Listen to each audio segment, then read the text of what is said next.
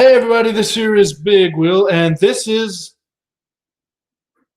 okay. Well, I still haven't figured out the title yet, but it's me and a guest. And today's topic on the when we rolled the wheel of the time before last on this show, it was Jesus and D&D. So we've already done the show where our topic was on Jesus, and you can watch that.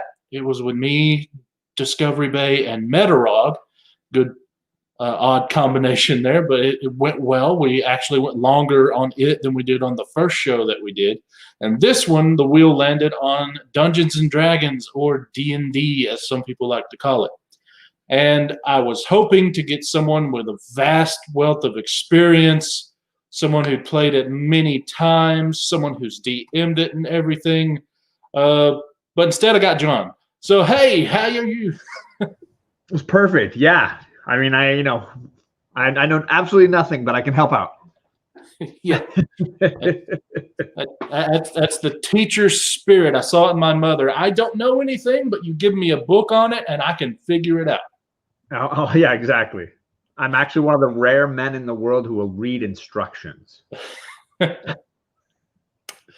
But anyway, John actually does know a little bit something about it, and so do I. We've been playing, so we learned the basic rules, but neither one of us have yet to Dungeon Master, which is, we might be explaining that later, but it's the head gamer or head player who helps lead the other players through the story that you role play. It's a role-playing game. In other words, you take on the aspects of a character that you create, and your words are their words, and you go through this fantasy setting mostly in your mind as that other person. And looks like we got ME Comics in here. He says hello to both of us. Welcome. Some other people probably join a little later. So, and I just shared it on my YouTube, so hopefully we get the word out. So, what made you had some past experience and have come back as an adult, right? You make it sound like I'm in touch with spirits. I had some past life experience. I mean, I think it started for me like it starts for a lot of people, which is having friends in high school or junior high school or whatever that were really interested in it. And I was, shocking twist here. I was never like a super popular kid, and I was a very socially awkward kid. And so I had a bunch of friends that loved, let's do role play where you can be somebody else. You don't have to live in that horrible high school life that you're experiencing, right? And so I had a friend that was extremely into it. I mean, he had, imagine, think of the bookshelves that some people have for their comics. He had that all for role play books. I mean, it was just packed with each edition and all these things, and more than just Dungeons and Dragons, because there are several companies that do this. Yeah. And so he kept trying to get us all into it, and I probably was the one of our friends that got most into it with him. So I've played with him since, junior high, maybe even an elementary age, all the way up until we started having kids. I've played games with his uncles and his in-laws, and I played with all of our friends. So we've played, I've seen a million cities and we've rocked them all. All right. So how many was the bulk of that Dungeons and Dragons or a different RPG? I would say the lion's share was Dungeons and Dragons. Although I do really love Steve Jackson is another creator, and he did one called GURPS. Horrible name, but it stands for Generic Universal Role Play System, which means you can use this and connect it to any system that exists, so Dungeons and Dragons or whatever. And what I dug about this one is it can be science fiction, so you get outer space travel. It can be fantasy like Dungeons and Dragons. It could be modern day. I mean, the ones that we used to play were superhero based. So you could invent your own superheroes, and you might run into Wolverine, or you might run into Superman or whatever, and he could run a campaign with everybody being a mutant, and something's horrible has happened to the mansion, Xavier's mansion, and now we're all trying to stop some villain, and we all got to make. So I still have the guide for the Supers edition, and you can make your superhero, you can roll your superpowers, and then he's got villains to combat you.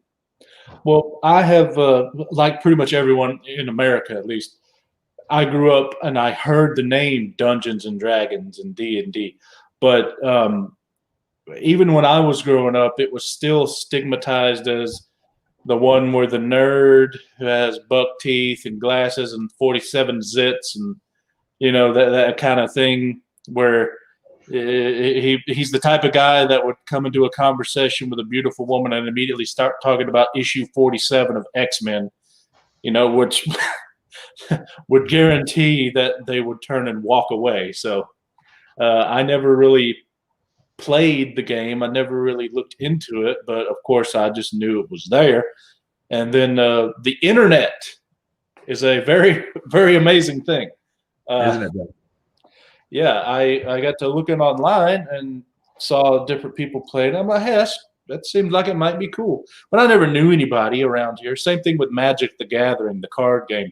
I taught myself how to play, but there's really no one around here to play with, so it's really hard for me to play with friends. Sure. But then Alec of White Whale Comics made a random video, said, hey, who wants to play Dungeons and Dragons with me?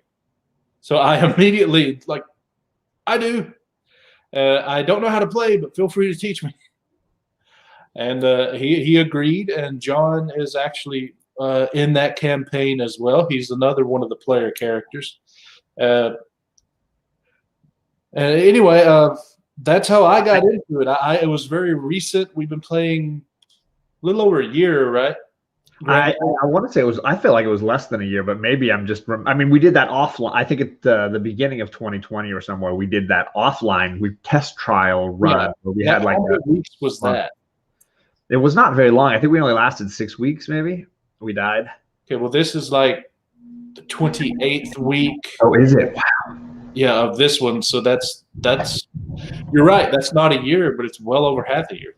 It's funny though that you mentioned the nerd culture side, because one of my favorite lines in a movie called Chasing Amy by Kevin Smith, which is about comic book culture and comic book creators. And Ben Affleck is the writer of a comic book, and he says, "That's our bread and butter: over or underweight young men who can't get laid." I think that is certainly the stigma that's always been there for Dungeons and Dragons, as much as it's been for comic book collecting or whatever, you know. Yeah, but I think thanks to the internet and the fact that all these story ideas are what make media in, you know, books, art, and television, and movies, a lot of that stigma is breaking down. And then you have people playing, you know, you have people like Donnie Cates, who's like a rock star, and Scott Snyder, who they do not look like comic book people, but yet they're great writers doing these stories. And then you have Critical Role, which is a Dungeons and Dragons play group with voiceover actors, and they all, you know, the women are beautiful, and the guys, you know, they're not the typical nerdy guy. I don't think a single one of them wears glasses. You know, I mean, it's not what you would expect. It's kind of normalizing a lot of it. Well, and I think over the last few years, some celebrities have been going public with their games, playing D&D online. I don't know if you've seen any of this. Yeah, The Big Show. I mean, John. Yeah, Favreau, I've seen a bunch of it. It's Jon Favreau, the creator of The Mandalorian and you know, the Iron Man films. He's got a game, and then his name. There's an actor from True Blood, Joe Manganiello. Manganiello. Yes, and he's like an expert DM. He's like one of the sexy punks from Magic Mike, and he's like this studly looking guy, and he is like an obsessive. He's married to Sofia Vergara. I'm saying, and this guy plays D&D a ton, and he DMs games with people like Vince Vaughn, and you know, all these celebrities want to be in he even has a special room in a basement that's all decked out with like beholders and other D&D related monster statues and stuff. I mean, I think that's taken a big like stigma off of it, where people are saying, okay, maybe this could be just fun. you know. And then he posts clips and stuff of his games. He happily like records the games, and you know, I think that helps a bunch to let people realize this is just, it's just a way to have fun. Yeah, and I think it would help for us to explain. Most of the time, when you play a new game, you get a single sheet of paper that explains the rules. This is what you have for Dungeons and Dragons. It is an actual book. So yes, it has a lot in it. Yes, it can be complicated, but the basic gist, I mean, once you figure out how to create a character, taking the created character and actually playing the game, I mean, as long as you got a way to roll some digital dice or have some physical dice, you're good to go, really. Just that and know how to add. Right. Yeah. So the game is designed for all kinds of players, but ideally it's designed for people that really want an immersive role-playing experience where they can create an alternative character for themselves. You know, it's an actor's delight, which it's no wonder that celebrity actors would enjoy playing, because you can create a character and inhabit that character and make choices as that character. It's very, you know, method actor kind of style, and then experience a universe as that individual. And of course, there are many different ways to shape that individual, just like popular video games of now, right? You can make their race, their gender, their occupation, which is considered a class, right? You can separate your character into all these strata and then put that personality that you wish on top. And then once you are placed into the environment by the game master, the dungeon master, then you start interacting with the world. And a really good DM has a plan, but has like it's almost like I watched the movie Tenet recently, which is this bizarre, wonderful Christopher Nolan movie. But it's like, not yet. Dungeons and Dragons is like storytelling backwards, where you know where you're going to start, and you know where you want to end, but there's no direct path. And a good DM lets there be a million root systems that can lead you in a million ways, but it all kind of, in the end, goes hopefully where they want it to go. So that, I was about to explain it as you know, you're at point A, you know where point B is, but how you get there, no one knows until you go through it. In fact, there's a really great comic book series that's more like a comic strip called Knights of the, I think it's called Knights of the Dining Table or Knights of the Dinner Table, and it's been running for decades, and it's basically just repeated comic strips of these people trying to play their game, and how there's always the one guy that's like, I just want to kill everything, this one guy who's like, I just want to steal everything, and this one person that's like, I just want to do good, and together they make the chaos of Dungeons and Dragons.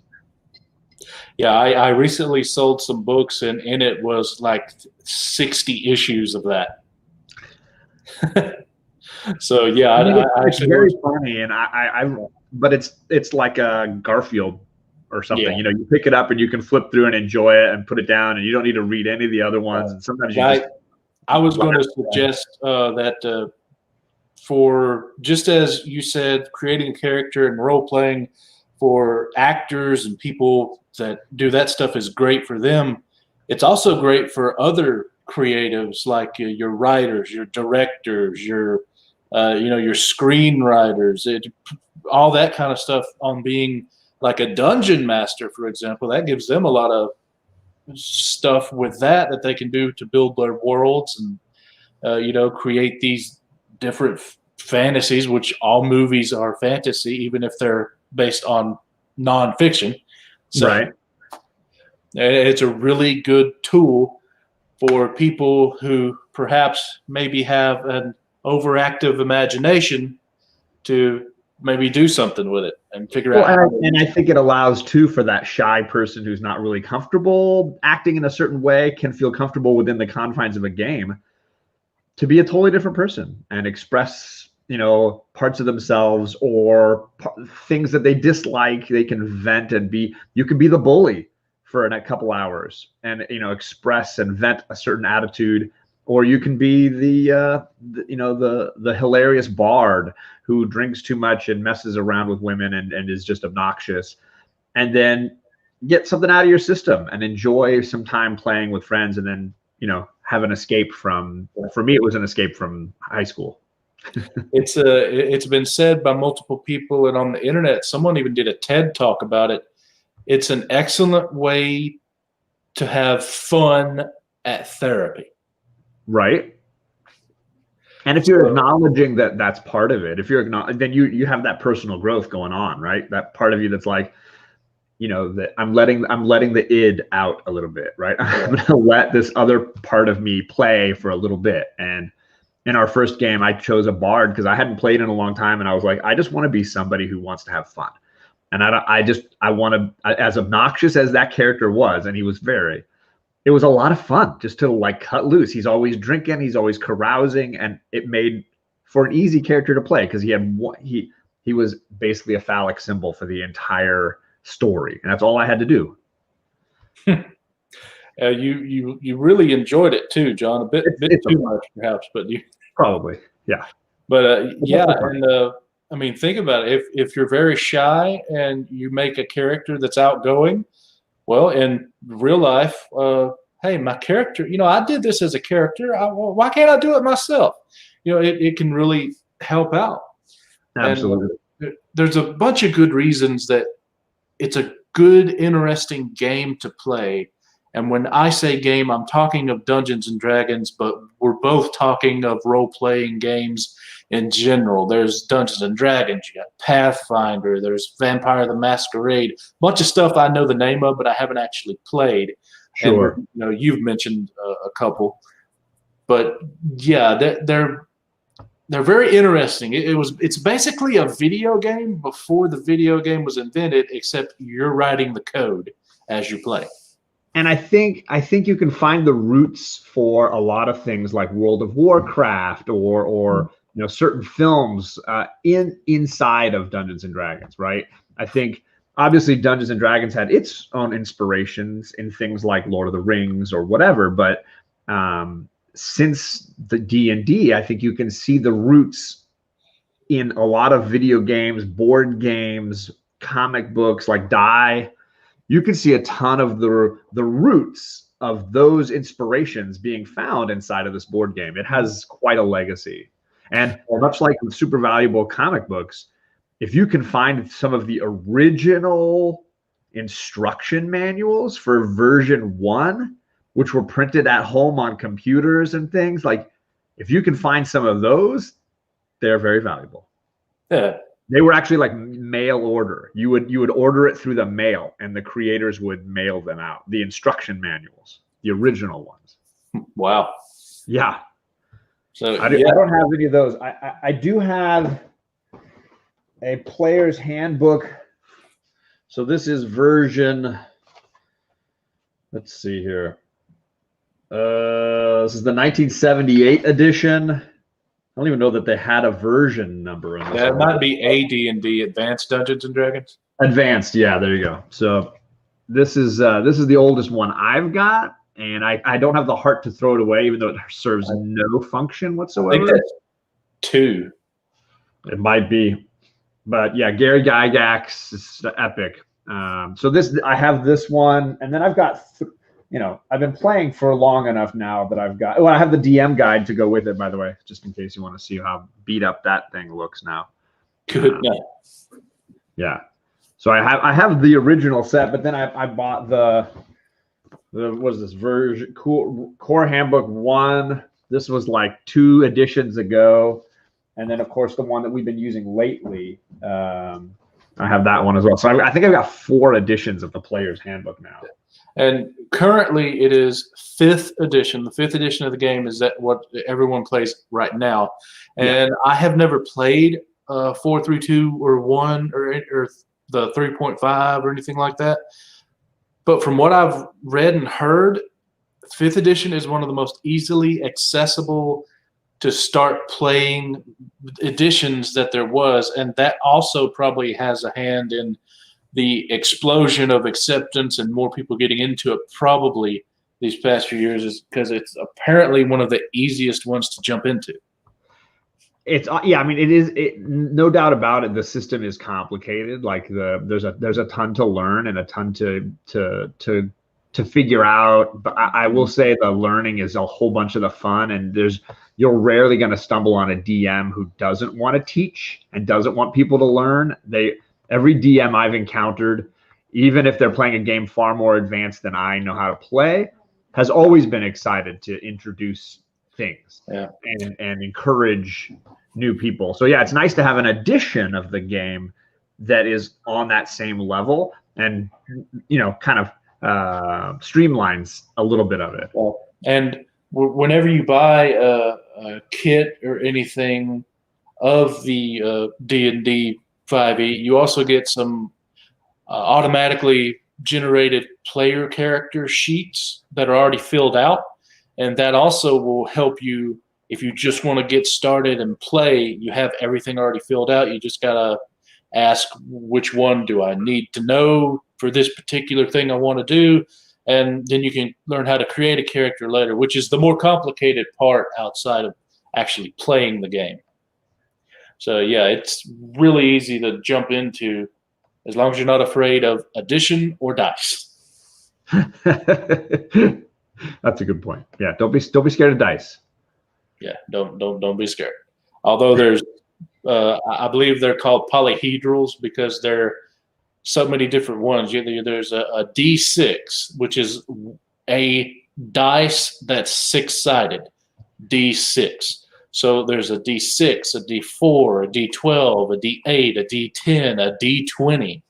A lot of different sided dice that you use for various reasons. Of course, the D20 is the most rolled and most used one, and it is like the name suggests that I explained before, D20, a dice with 20 sides. Let's see. What else should we tell them, John? What's that? I said, let me ask you this. We're playing right now Curse of Strahd with Alec. We seem to be getting more closer to the end than we are to the beginning of when we started playing.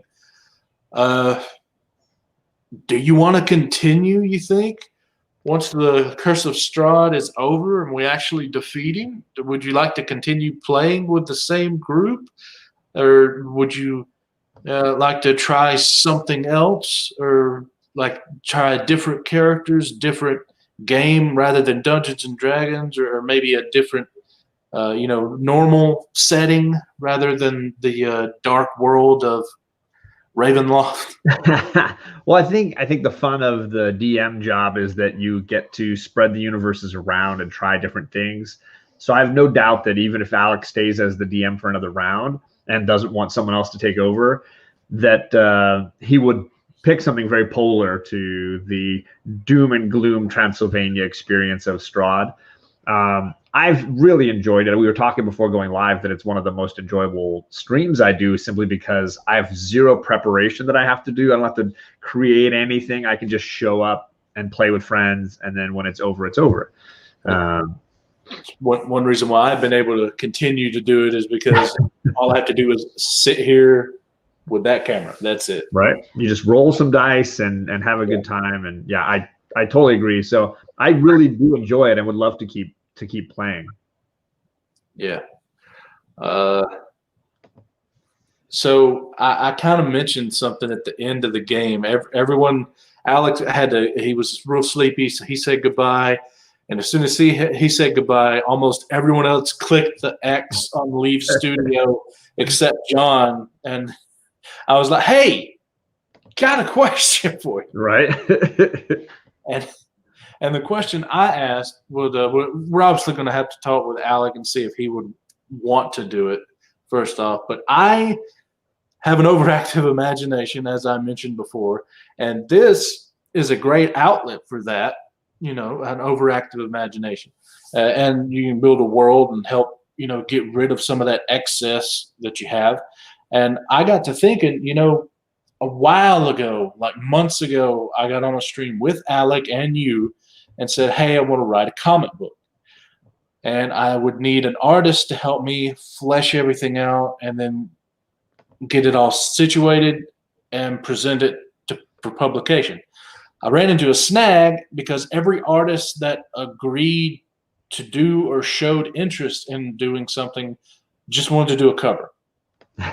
No one wanted to do interior, which tells me I need to focus and get everything, done except needing art to go with it, and then see about getting it, getting an artist, getting it published. So all I have to do is find someone to draw it, and we're good to go. I don't have to worry about trying to put it all together with someone else. It'll be done much easier. And right. I thought a great way to do that would be to try DM a game of Dungeons and Dragons and have the players play in my world that I created, and then use how they figure out the world and have my own character be them. Like I have if there's 4 of you in a party, the 4 of you together, how you go about things will be how my one character would go about it, essentially. You'd be helping me write by having fun. Well, and I think I think for any writer, the goal is to make your audience feel like they've been immersed in a certain world, whatever it is, even if it's a modern story, not anything that's like on another planet or another past whatever. And what better way than to put people in that environment and see what they find and see where they go and what they discover, because you might discover corners of your universe that you had no idea about, or characters that you didn't realize were inhabiting it.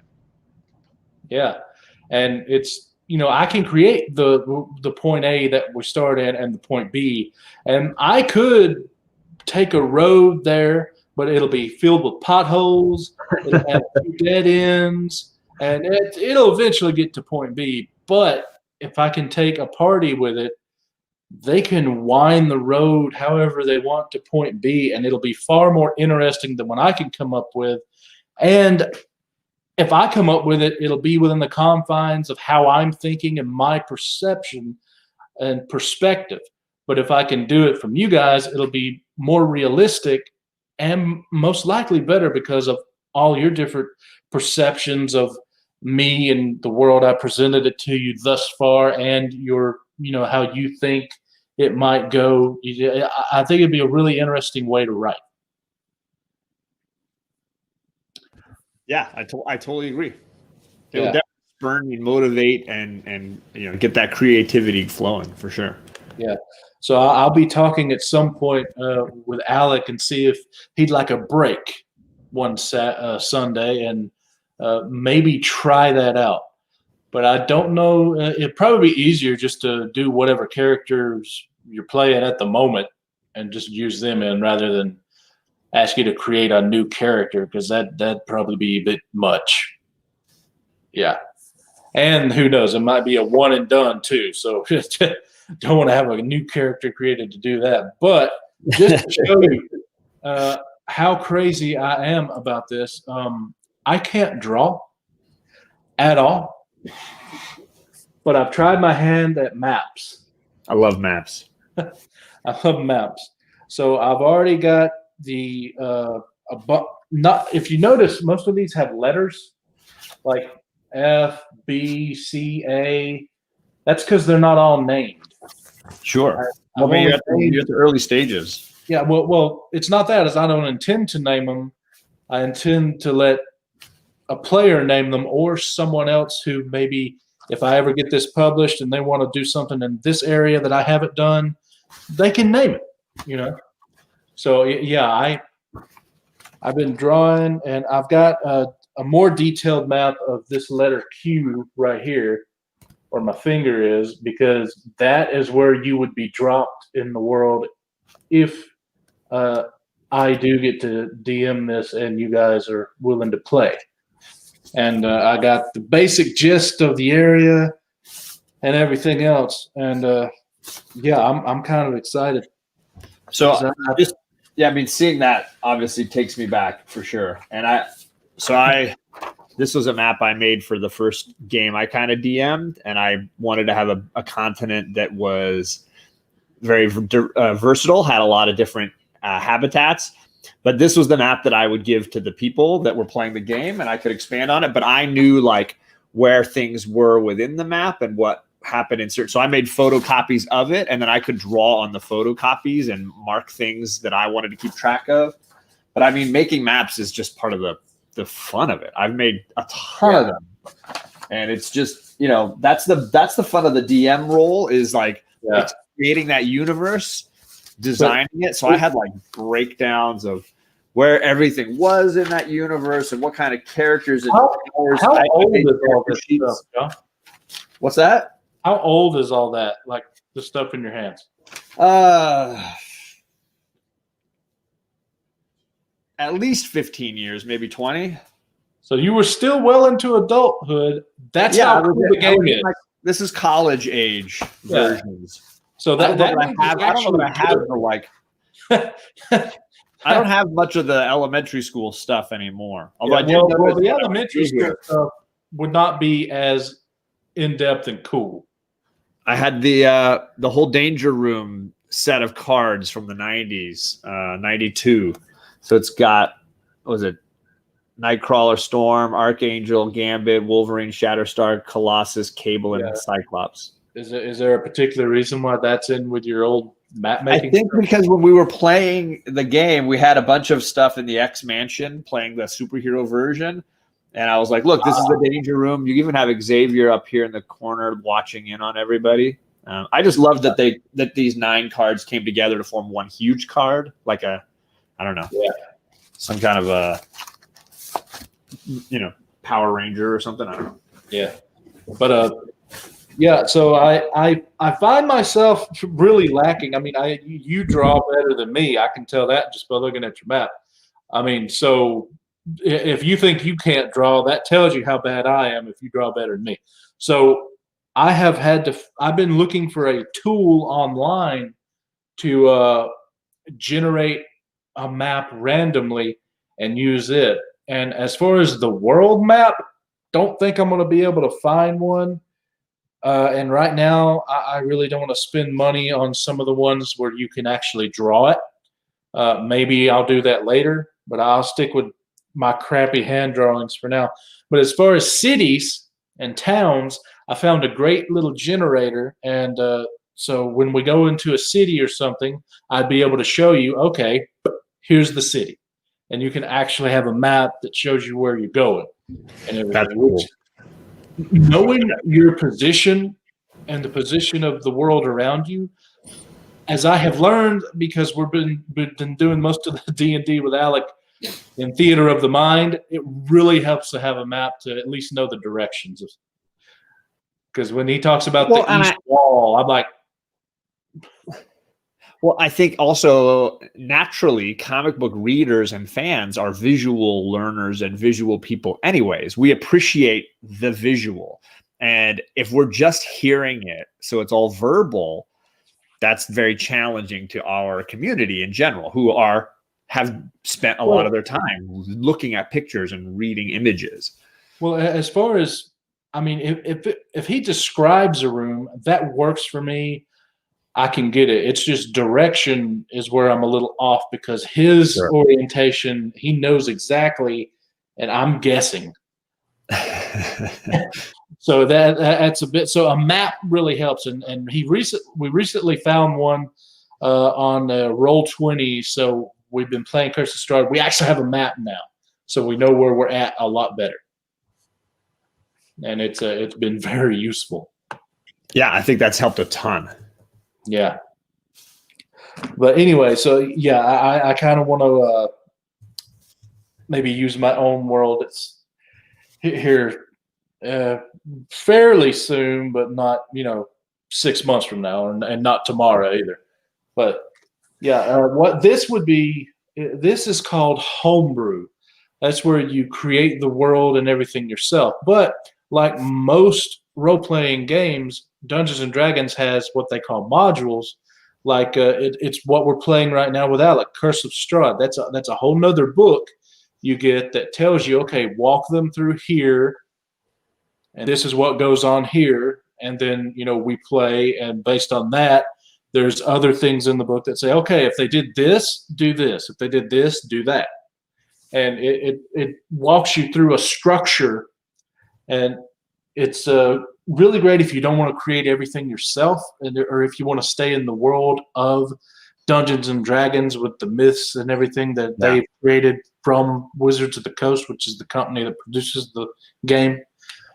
And then there's homebrew, which is everything you do yourself. And even in a regular game like ours, there's a little bit of homebrew. Like Alec homebrews that components don't matter.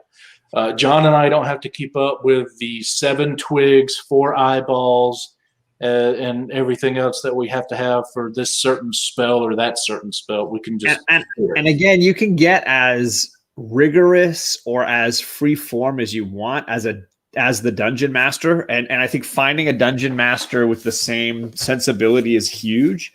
I've never had a dungeon master who spent too much time on encumbrance, right? Which is the amount of weight that your character can carry. And some DMs are really interested in it. You have to carry your food. You have to carry your water. How are you going to stay alive if you don't have X, Y, and Z? You can get as immersive and challenging as possible.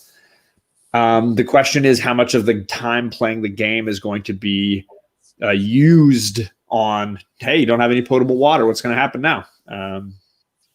That kind of stuff. Which is interesting in a way, but depending on the style of play your players want to do, it may not be something good. Like for us, Alex sort of, I don't really care, but if you want to carry a cow on your shoulder, I'm going to not let you.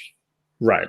He's fine within reason. And I think, and it also removes the whole eating and drinking side, which is like some DMs want you to be in charge of, you got to find your food. You have to use time hunting. You have to bring or find water. And that uses up a lot of game time. I think certainly for the younger players, those teenagers who just want to like have a fun game, they want to kill stuff. They want to fight. So teenage boys, they care more about battles, and a DM has to make sure they have a lot of action in that game. The older game the longer I've been playing, and the older people that I play with, they prefer the puzzles. They want to have mysteries you have to solve and little riddles you have to figure out, and you have to really be observant and pay attention. And you can save yourself a lot of combat by paying attention, and that's just a different style of DM. Yeah. And I like the idea of using video game reference, fast travel in the Bethesda games Skyrim and Fallout, where your first walk to another place, you walk there. There's maybe danger, there may not be danger, but once you discover it, you have the option of walking there or fast travel, which is you just click a button and you transport to wherever you want to go. In other words, you've already walked it, and there's like, okay, yeah, you walk it, you're done. So, you can do either or with Dungeons and Dragons, depending on how you want to play and how your DM does it. You can just say, okay, you guys make it there, no issue, which is fast travel, or there's some dice involved, and you might have a good time. You might have to fight for your life. Right.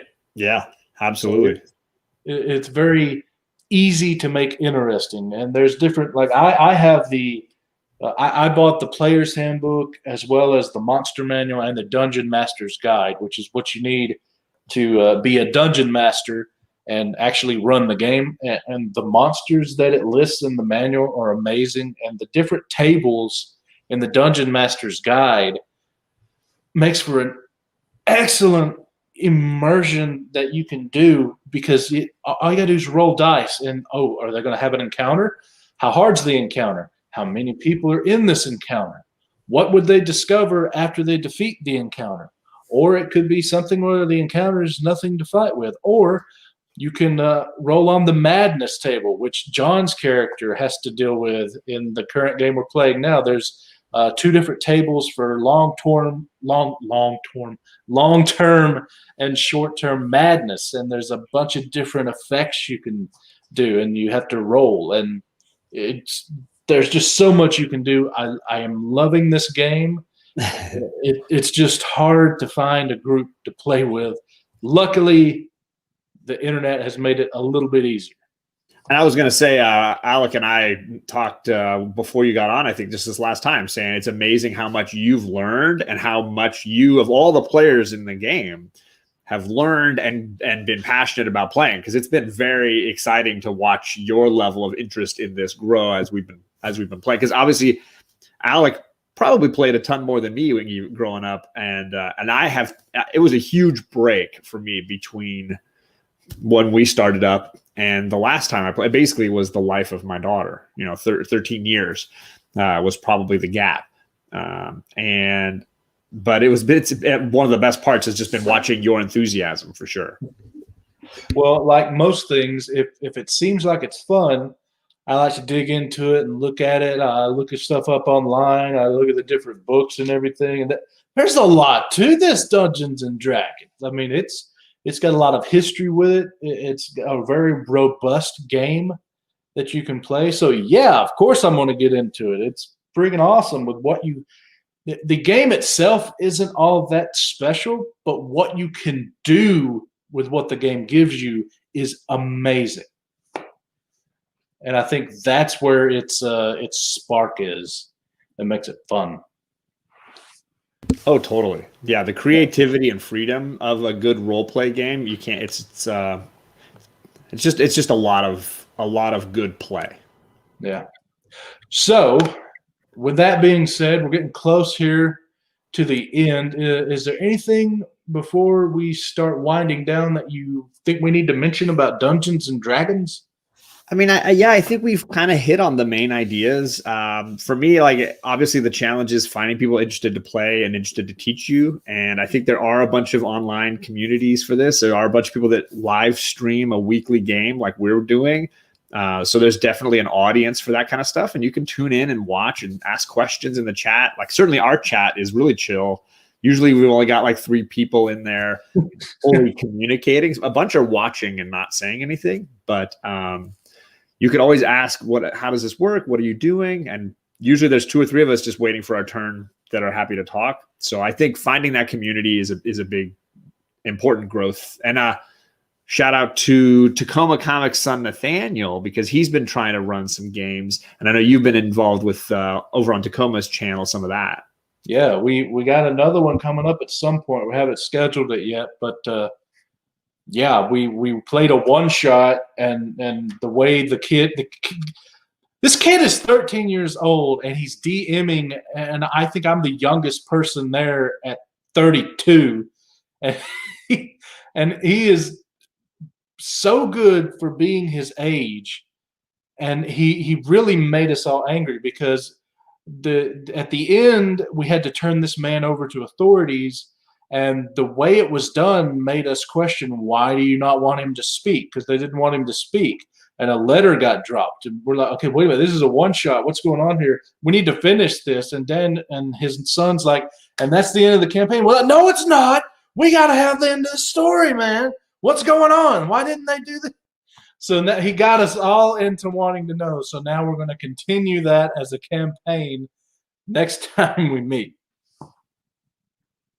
So, and that's the fun of a good role play game. You just never know where it's going to go, and it's the joy of just letting it, within reason. The little bit of chaos is kind of fun. All right, so what we do now is I rolled on a wheel and got the 2 topics that we did. This is the second one. So now we need to roll on the wheel again. So let me share my screen, and I'm going to need your help. And by your, I mean you, John, and the chat. What kind of stuff are we going to do here? This is what we had on the wheel last time. We have Marvel rants, pops, always fun. Funko Pops, music, Marvel movies, guns, statues, classic cartoons, horror movies, Star Wars, which actually my phone is going off. Okay, we actually already did Star Wars. We have DC rants, and in honor of John, I added classic films, Western, horror, and comedy.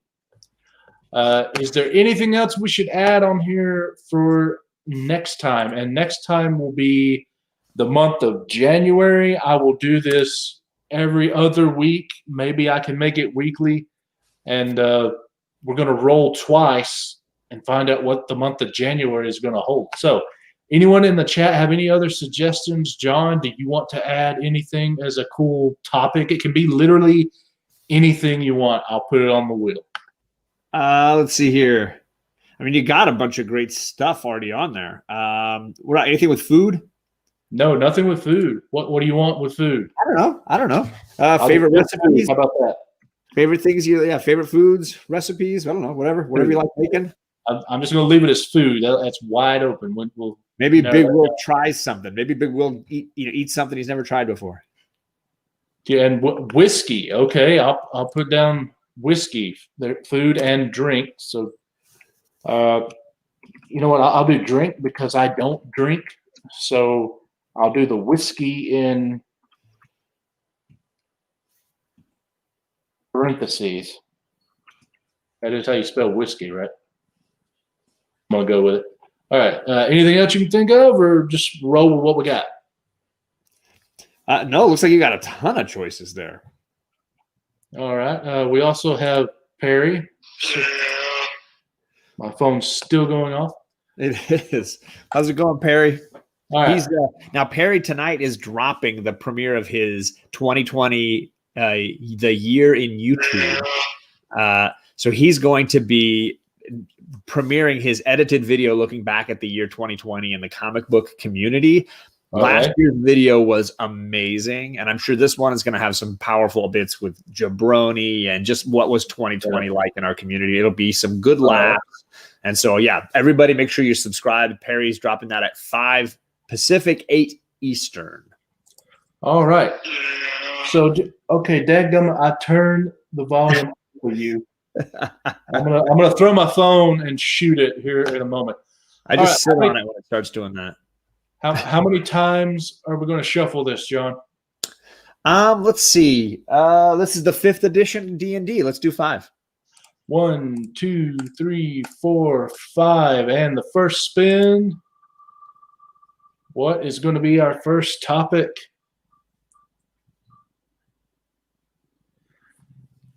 It's going to be DC rants.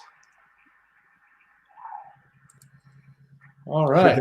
So I will write that down, DC rants, and then we got to roll for the second one in January. And DC rants has been taken off.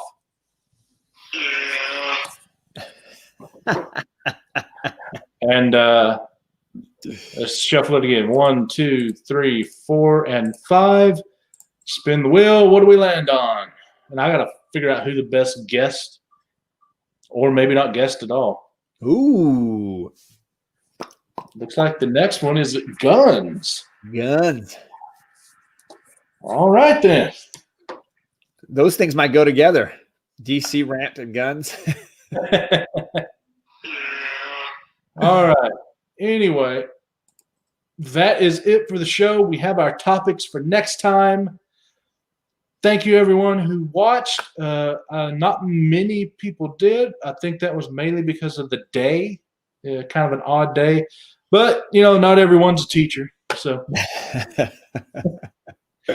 we'll end it here. Thanks, John, for stopping by. And thanks all of you who did show up and watch. We hope you enjoyed it. And this is now going to be a bi-weekly show.